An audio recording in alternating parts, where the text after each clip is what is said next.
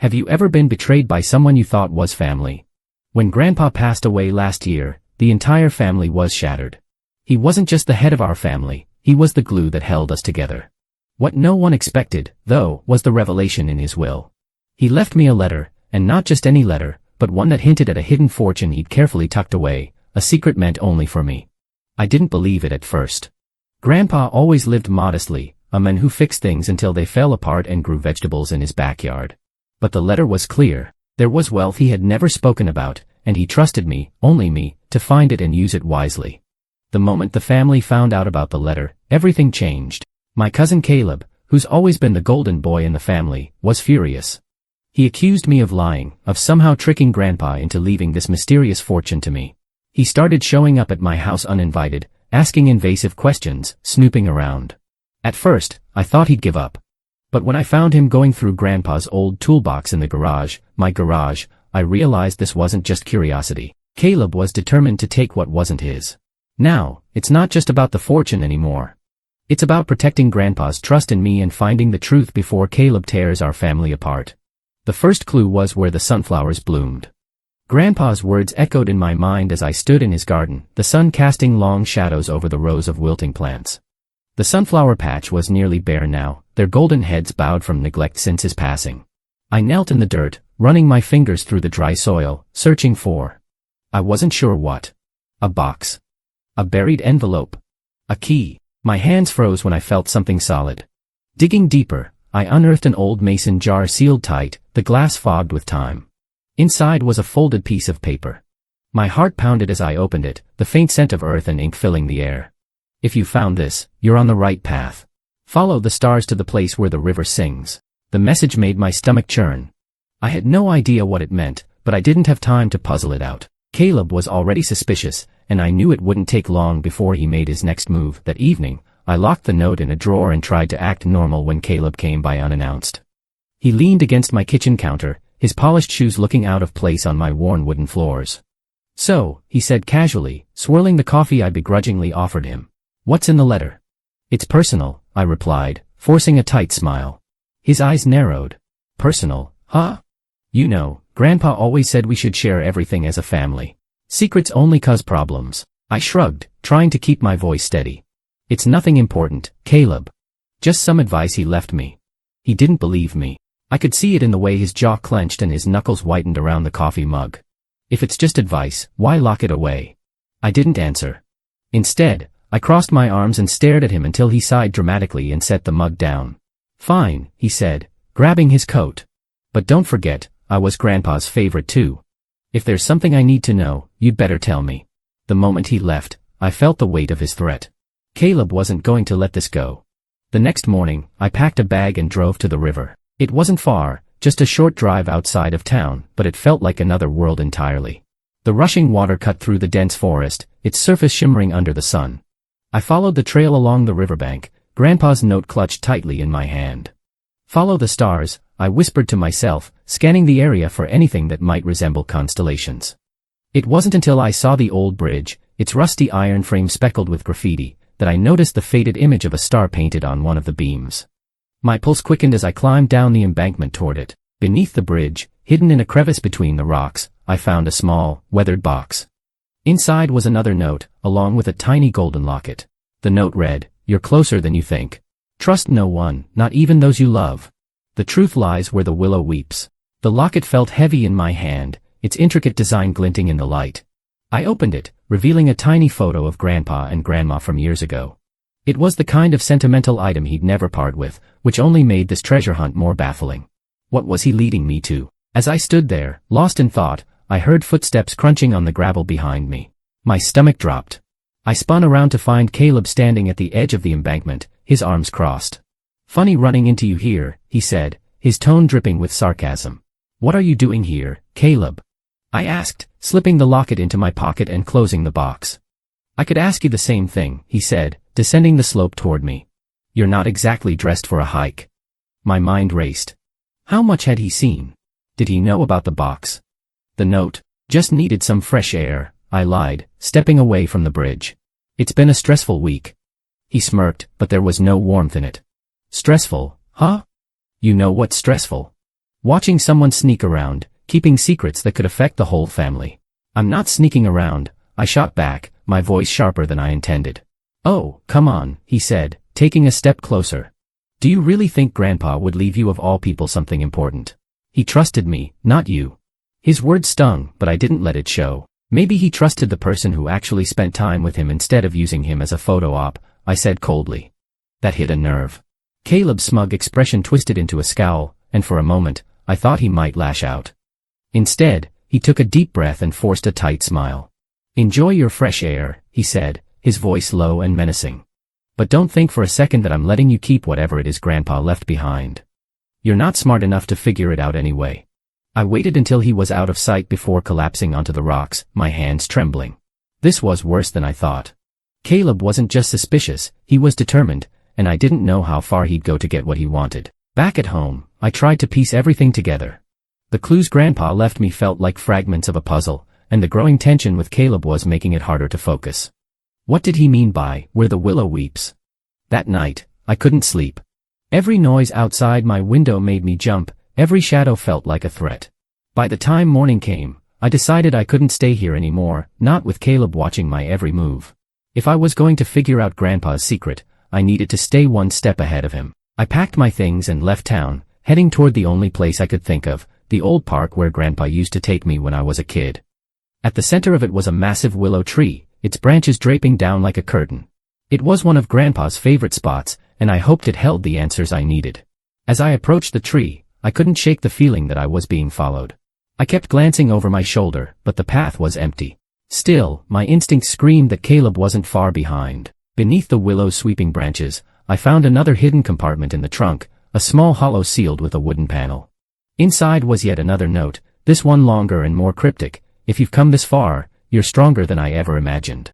The truth is buried in the place where it all began. Protect it with your life, because they'll stop at nothing to take it. My heart raced as I read the words. The place where it all began. Grandpa's farmhouse. Or was it something deeper, something even I didn't know about? Before I could think further, a twig snapped behind me. I turned just in time to see Caleb emerge from the shadows, his face dark with anger.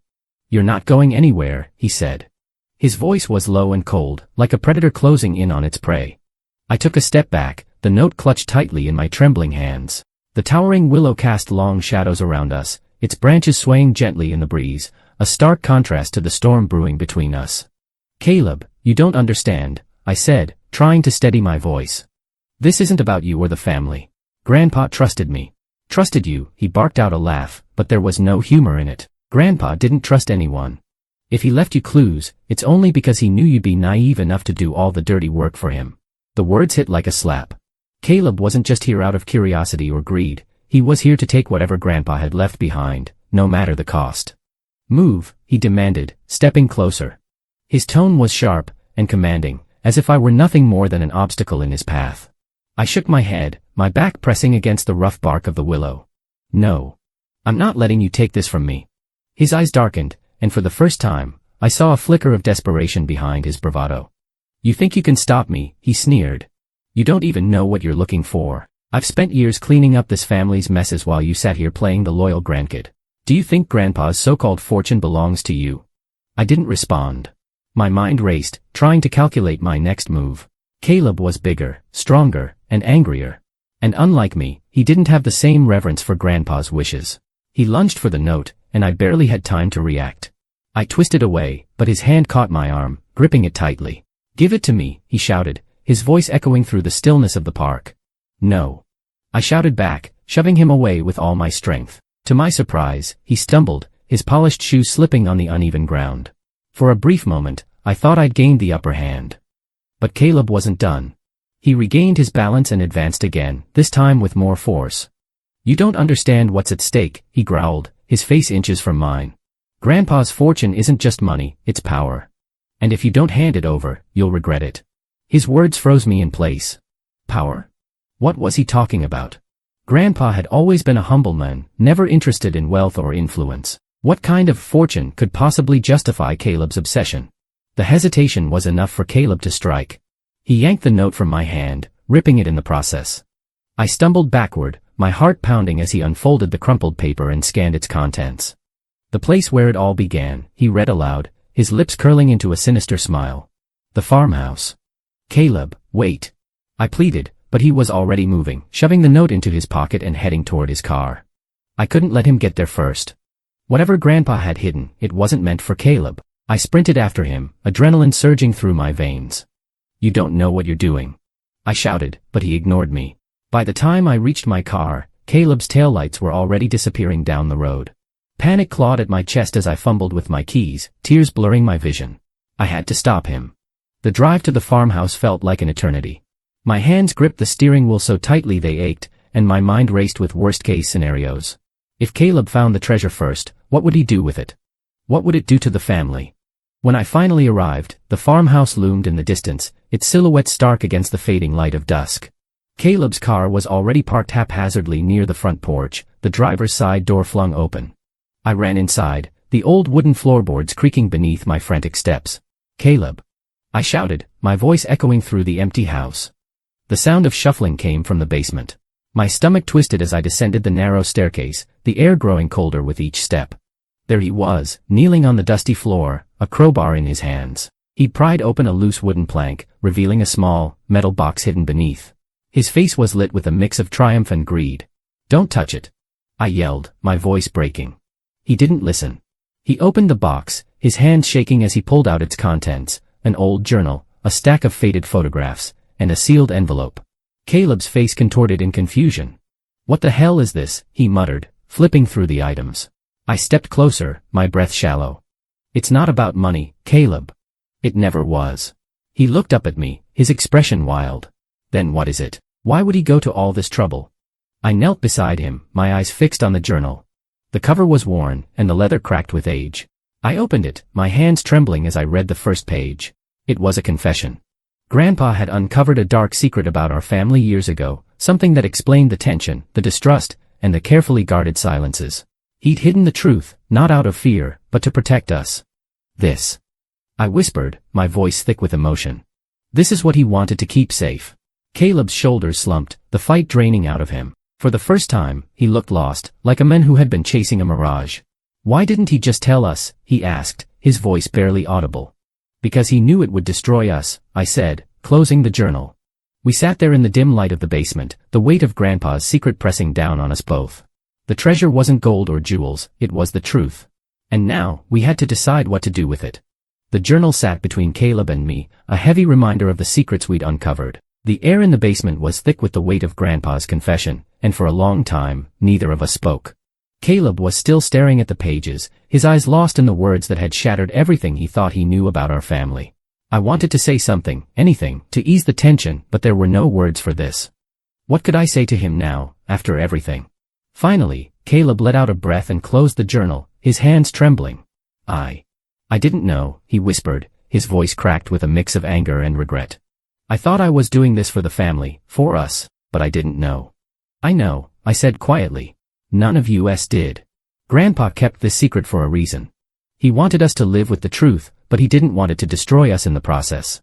He nodded, but there was no fire in his eyes anymore, just a flicker of the person I had once known. He seemed smaller now, deflated as if the weight of the family's history had crushed him under its burden. After a long silence, I stood up, wiping the dust from my jeans. We can't change what happened, I said, my voice firm. But we can decide what happens next. We don't have to keep hiding from the truth. Caleb looked up at me, his eyes heavy with guilt. And what do we do with it? What happens to all this mess? I didn't have an answer right away. But I did know one thing, we couldn't let this secret tear us apart like it had with Grandpa. For all his wisdom, he'd kept us in the dark to protect us from something much worse than the truth itself. And now, it was our turn to carry the weight, together. We made our way upstairs in silence, the journal still in my hands. The house seemed so much emptier without Grandpa's presence, the once warm and welcoming rooms now cold and foreign. I hadn't realized until then how much I'd come to rely on his steady, grounding presence in my life. We found ourselves sitting in the living room, where Grandpa's favorite chair sat beside the fireplace. Caleb glanced at it briefly, then turned his gaze to me, his expression guarded. You're right. We can't hide from it. But how do we even begin to fix this? The question hung in the air, unanswered, but there was a glimmer of something, hope, maybe, that I hadn't expected. Caleb wasn't demanding control anymore.